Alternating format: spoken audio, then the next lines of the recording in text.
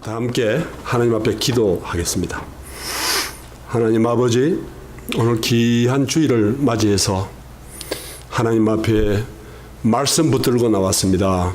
하나님, 우리의 눈을 열어주시고 듣는 길을 열어주시고 깨닫는 마음을 허락하여 주옵소서. 예수님의 이름으로 감사하며 기도합니다. 아멘. 안녕하십니까? 저는 오늘 우리 함께 읽은 본문을 통해서 진리를 위해 함께 일하는 사람이 됩시다 라는 제목으로 말씀을 나누겠습니다. 사랑하고 존경하는 우리 성도 여러분, 어떻게 하면 우리가 진리를 위해 함께 동역하는 사람이 될 수 있겠습니까? 오늘 선포되는 말씀 중에 각자가 깨닫게 되는 그러한 귀한 은혜가 있기를 간절히 축원합니다. 아멘. 함께 읽은 이 요한 3서 이 본문은 굉장히 짧은 성경 말씀입니다. 딱 한 장밖에 없는 말씀이시죠. 그러나 이 요한 3서가 다루는 주제가 아주 중요한 주제를 말씀하고 있습니다. 어떤 말씀을 하고 있을까요? 요한 3서는 복음 들고 타 지역에 가서 복음을 전하는 선교사님들을 어떻게 응대해야 할까, 선교사님들을 우리가 어떻게 후원해야 할까에 대해서 말씀하고 있습니다. 지난 여름에 우리 교회에서도 우리 그 정주신 자매께서 단기 선교를 다녀왔는데 그야말로 참으로 귀하고 하나님께 영광을 올려드리는 그런 일이라 말씀드리지 않을 수가 없습니다. 우리 주님께서 이 세상에 오신 목적이 전 세계 하나님을 모르는 모든 민족과 그 다음에 남녀노소 빈부귀천 다 구별 없이 영원히 멸망당할 수밖에 없는 그러한 세상 사람들을, 그런 영혼들을 구원하기 위해서 오셨습니다. 그래서 예수님을 믿는 이 차원은 우리의 개인적인 차원이 아니라 전 세계적 차원이라 말할 수가 있죠. 예수님께서 공사역을 시작하시면서 말씀이 무엇이었습니까? 천국, 하나님 나라가 가까이 왔다 이렇게 말씀하셨죠.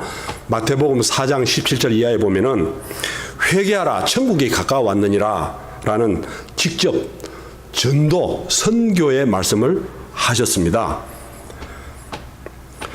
또 마태복음 10장 이하에 보면은 예수님께서 12제자를 이렇게 택하시고 그 파송하는 그런 장면을 우리가 읽을 수가 있죠. 뿐만 아니라 예수님께서 십자가에 죽으시고 부활 승천하시면서 우리에게 전도의 사명, 선교의 사명을 감당하라고 말씀을 명령하신 것을 우리가 읽을 수가 있습니다. 예수님의 그야말로 유언과 같은 그런 말씀이시죠. 그 말씀이 너무나 우리가 다 암송할 수 있지만은 제가 말씀을 읽어드리겠습니다. 마태복음 28장 19절에서 20절 말씀인데요.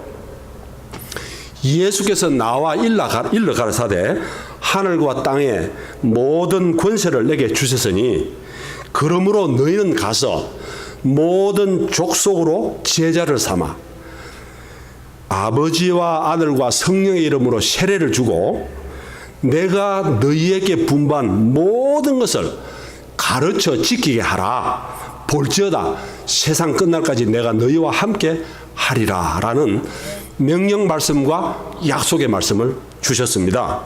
이 말씀을 우리가 오늘날 확대 해석하면 우리 각자가 교회인데요. 교회인 성도 각자가 예수님의 마지막 말씀하신 이 지상 명령을 성실하게 순종해야 함을 말씀하고 있죠. 즉, 온 열방에 향하여 제자로 삼고 또 교회를 세우고 복음을 전해야 함이 우리 성도의 책무이자 사명임을 말씀하고 있습니다. 그래서 누군가가 이 일을 감당해야 합니다. 고향을 떠나 다른 나라로, 다른 지역에서 사명 들고 나가신 분들을 우리가 선교사님이라 이렇게 부릅니다. 그렇다고 우리가 모든 사람들이 다, 모든 성도들이 다 선교사로 헌신할 수는 없습니다. 또 그렇게 선교사가 될 필요도 없습니다. 우리의 각자 맡은 직장이 있고 또 가정에 또 자기 고향에서 맡고 있는 일이 있기 때문에 각자 자기 임무에 충실해야 함이 우리의 삶의 목적이 될 수도 있죠. 그렇습니다. 그러면은 복음을 직접 들고 나가지 않더라도 우리 각자 일터에서 우리가 어떻게 선교사님들을 응대해야 할까요? 어떻게 후원해야 할까요? 이런 내용이 요한 3서의 중요한 주제로 기록되어 있습니다. 오늘 읽지는 않았지만은 요한 2서의 내용은 예수님이 돌아가시고 그 AD 지금부터 한 2000년 전에 AD 100년경에 예수님이 육체로 오신 것을 믿지 않는 그런 영지주의자, 그런 이단들이 많았습니다. 그런 이단들을 향해서 또 이단들도 교회에 선교사로 파송을 했는데요. 그 이단들과 관계를 끊고 그 이단들을 도우지 말라는 공동체에 보낸 편지가 요한 2서입니다. 그런데 오늘 읽은 요한 3서는 정통 교회에서 보낸 그런 선교사들에 대해서는 적극적으로 후원해 달라는 그런 내용의 격려의 편지라고 할 수 있습니다. 그 내용을 보면은 요한 3서 1절에 이렇게 기록되어 있어요.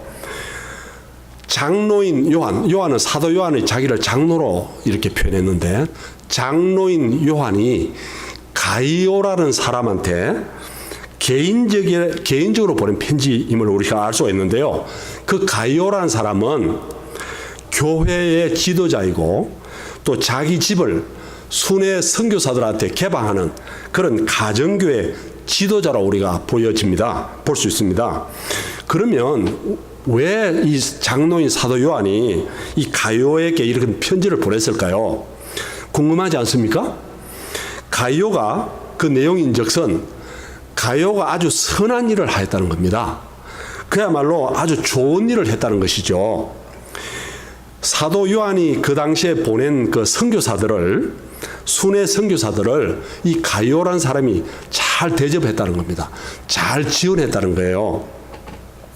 그 당시에는 이 순회 선교사가 굉장히 많았습니다. 그 사람들은 뭐 돈도 없고 기타 가진 것이 없지만은 오직 복음 들고 나왔기 때문에 그 사람들을 후원해야 함이 마땅하죠. 3절과 5절을 우리가 읽어보면은 요한이 보낸 선교사들이 요한한테 다시 돌아와서 보고를 합니다. 그 내용인즉슨 이 가이오라는 사람은 진리 안에서 행하는 정말로 신실한 그런 사람인데 순회 선교사인 자기들을 잘 대접하고 또 잘 다시 돌려보내는 그런 일을 담당했기 때문에 또 앞으로도 그런 일을 계속 하라, 그런 내용의 편지였습니다. 그런 말씀이 기록되어 있습니다. 6절에는 이렇게 순회 선교사들을 잘 이렇게 후원해 주는 것이 하나님께 합당하게 하는 것이다라고 말씀이 기록되어 있습니다. 6절에 그런 말씀이 있습니다.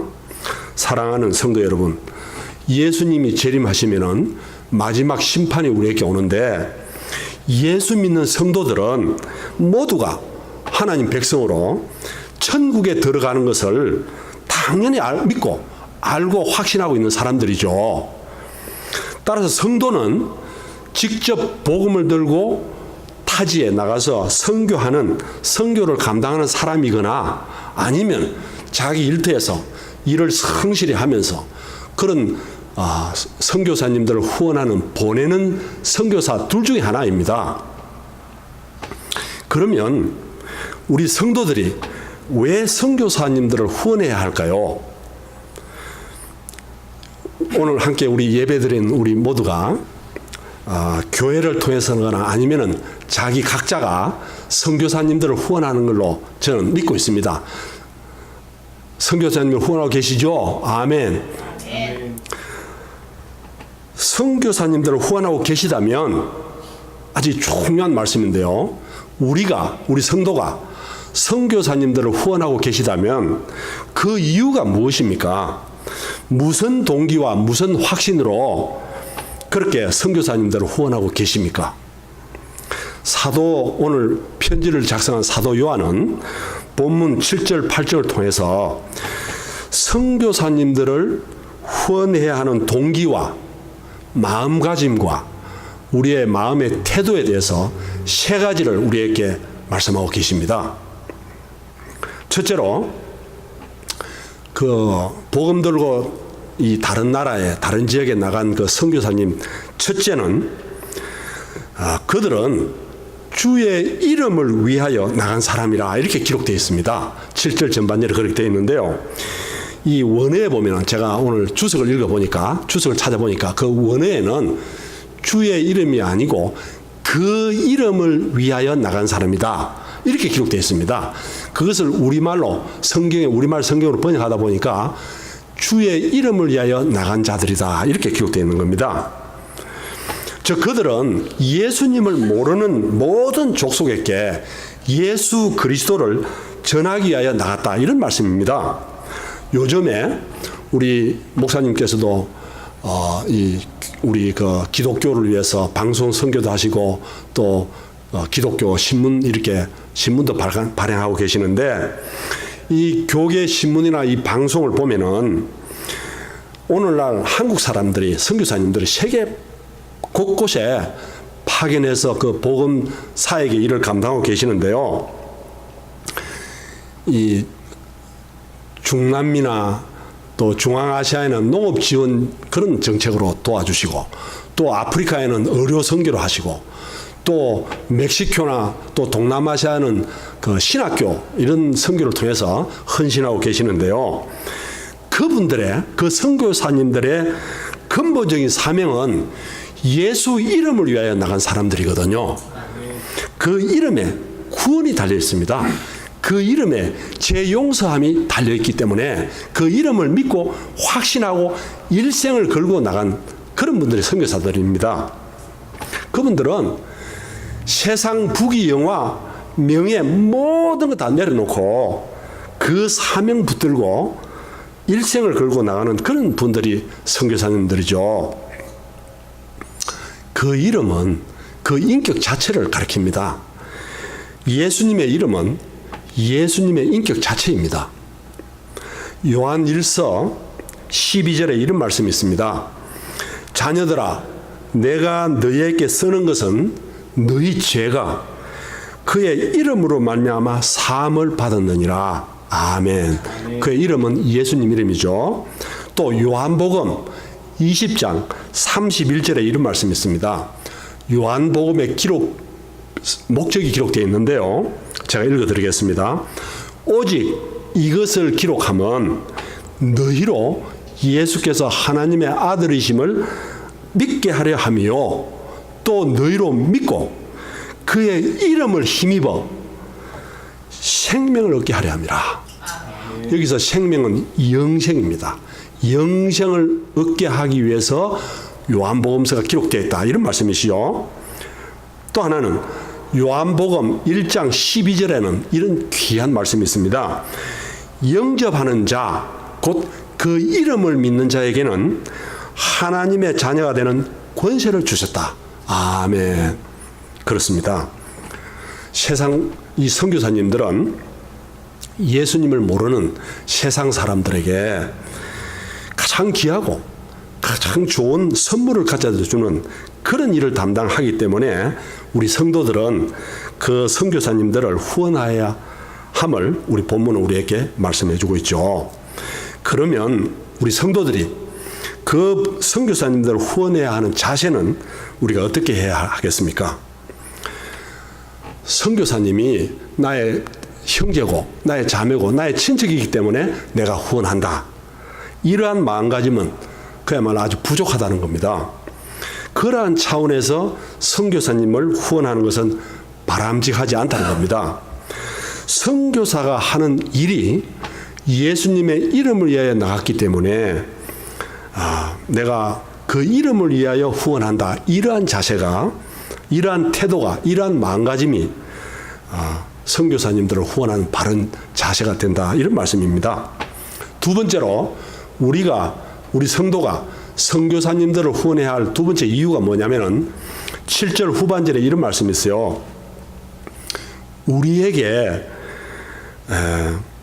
그분들은 선교사님들은 그 선교 지역의 이방인들에게 아무런 먹고 사는 모든 도움을 받지 않는다. 도움을 받지 않기 때문에 그렇다.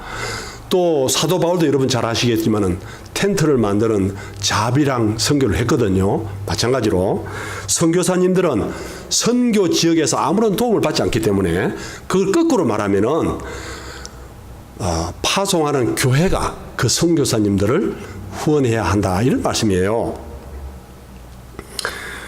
선교사님들은 복음 전하는 일로 살아가게 하신 분들이기 때문에 우리 주님께서도 마태복음 28장에 분명하게 그렇게 우리가 도와야 된다. 이런 말씀을 하고 계시죠.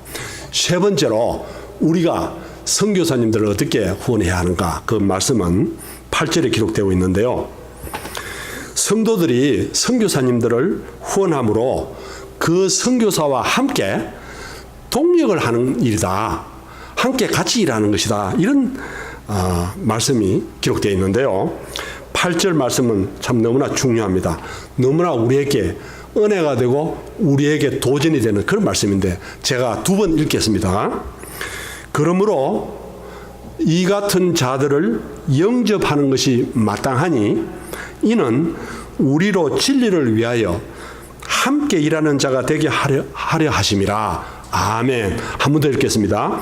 그러므로 이 같은 자들을 영접하는 것이 마땅하니 이는 우리로 진리를 위하여 함께 일하는 자가 되게 하려 하심이라. 아멘. 우리가 오늘 온 세상을 위하여 찬송을 함께 했습니다. 3절에 그 가사에 보면은 가지 못해도 늘 기도하리라 이런 우리가 찬송을 함께 했는데요. 우리 성도가 보내는 선교사의 사명을 우리가 잘 감당하면 그야말로 성도는 우리 성도 각자는 진리를 위해 함께 일하는 자가 된다. 이런 우리에게 큰 위로와 도전이 되는 그런 말씀입니다.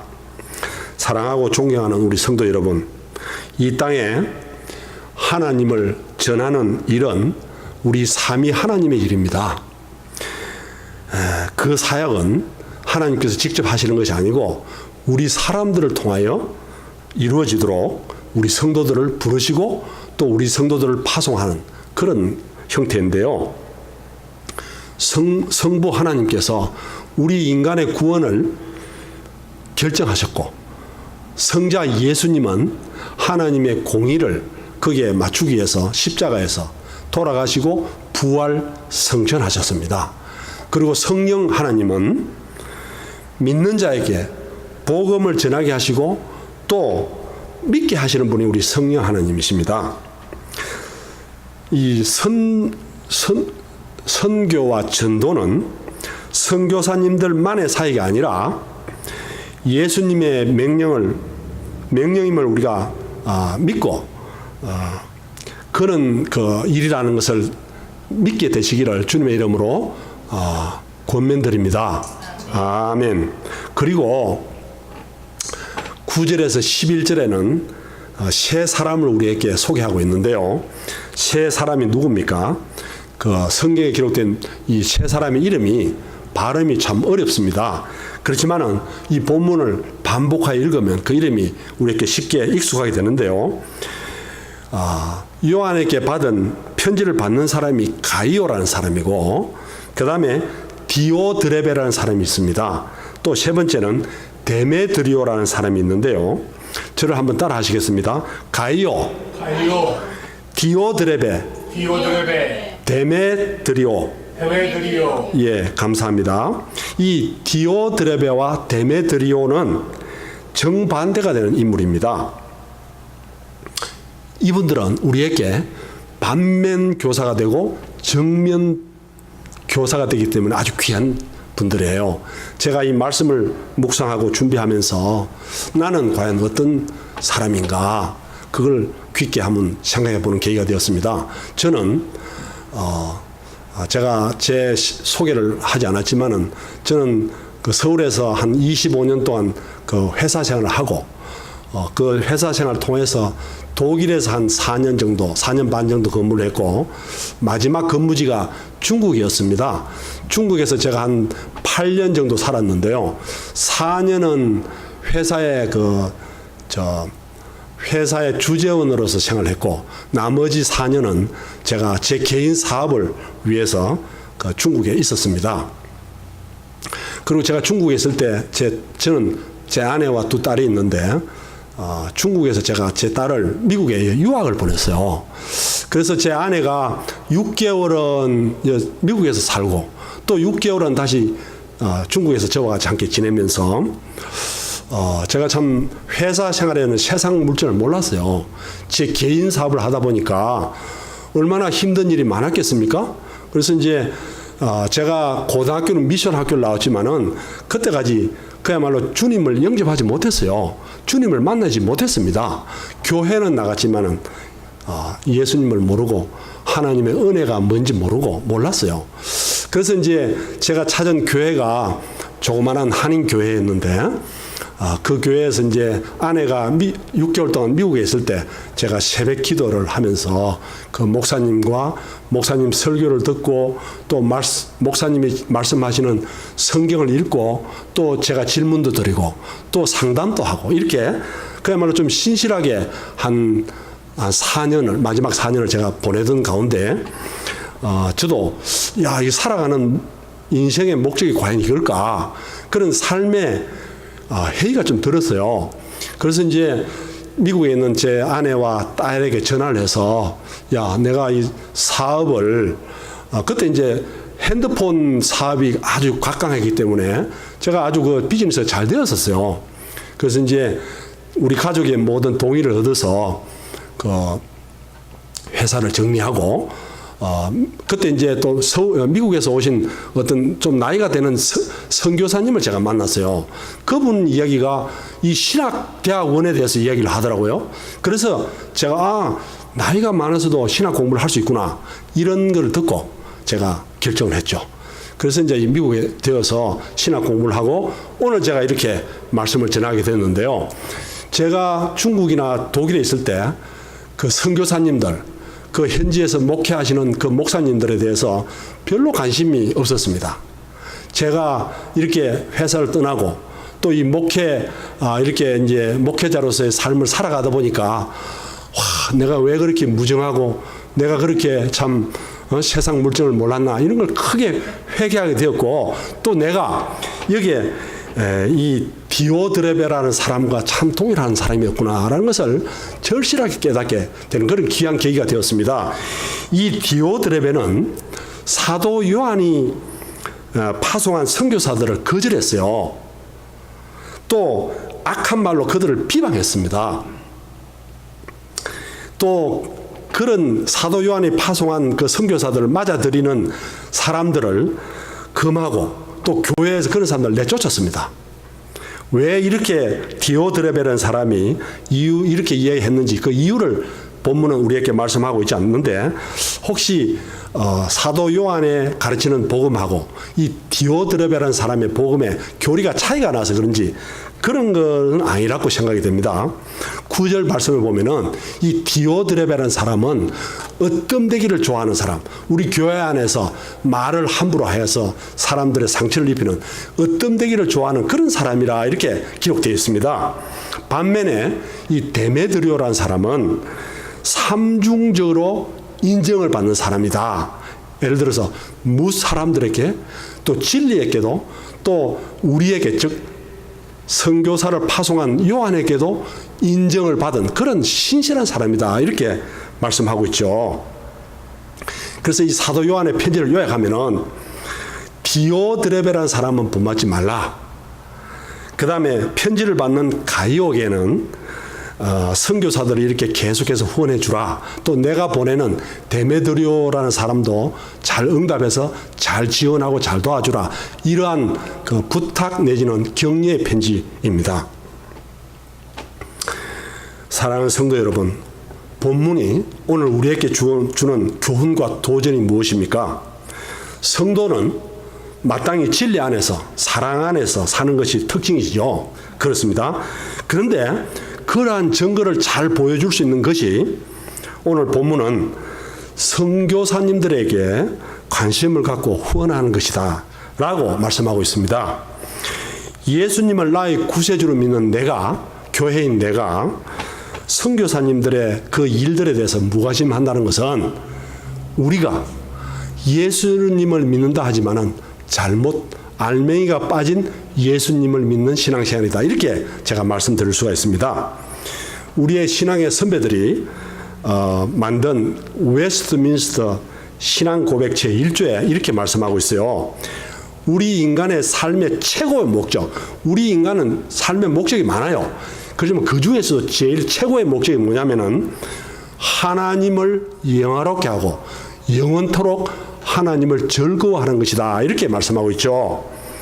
인간의 삶의 최고의 목적이 하나님께 영광 돌리는 것이 일진데 그 길이 바로 선교의 길이며 선교사들을 후원하는 길이다. 이렇게 말씀할 수 있겠습니다. 아무쪼록 우리가 참 이 험한 이민 삶을 살고 있는데 우리의 삶이 얼마나 각박하고 얼마나 어렵습니까? 하지만은 오늘 이 본문이 말씀하신 이 교훈에 대해서 깊이 묵상하고 또 우리가 주님께서 우리를 부르시는 그날까지 하나님 나라를 확장하는 일에 우리가 쓰임받는 저와 여러분 모두가 되시기를 주님의 이름으로 축원합니다. 아멘.